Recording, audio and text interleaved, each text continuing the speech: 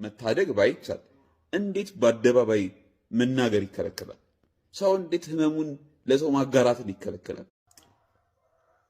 የዛሬ ስንት ዓመት እንደሆነ ስለጠፋኝ ነው እንጂ ቀኑ እርግጠኛ አይደለሁም። የደንቢ ዶሎ ተማሪዎች ታገቱ የተባለ ጊዜ የምታስታውሱ ከሆነ ማለት ነው። እና እዛ ሴቶቹን እህቶቻችንን መልሱ የሚል ዘመቻ እናደርግ ነበር ፌስቡክ ላይ እና አንድ ዓመት ከምናምን ወደ 360 ምናምን ቀናት ከአንድ ዓመት በላይ ፖስት በየቀኑ እናደርግ ነበር እህቶቻችንን ፈልጉ እያልን ማለት ነው። እና አንድ ልጅ ነበረ ሁሌም ቀኑን እየቆጠረ ይሄን ያህል ቀን ሆነው ይሄን ያህል ቀን ሆነው እያለ ፖስት የሚያደርግ እኛ ደግሞ ሼር በማድረግ እንተባበር ነበር።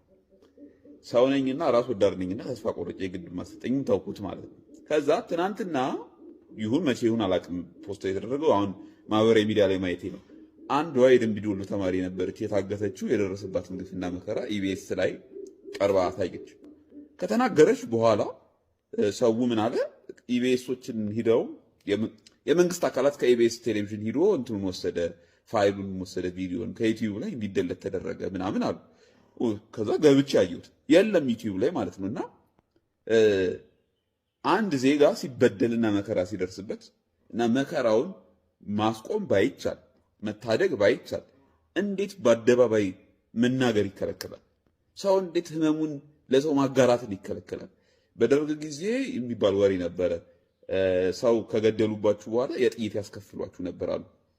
እንዴ እህቶቻችን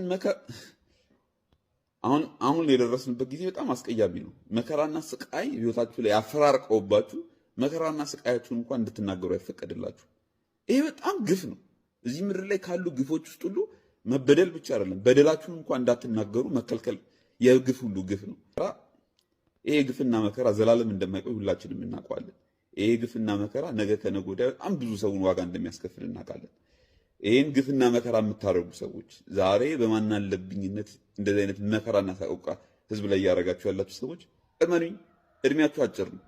እመኑኝ፣ ይሄንን የምታደርጉበት ጊዜ በቅርቡ ያበቃል።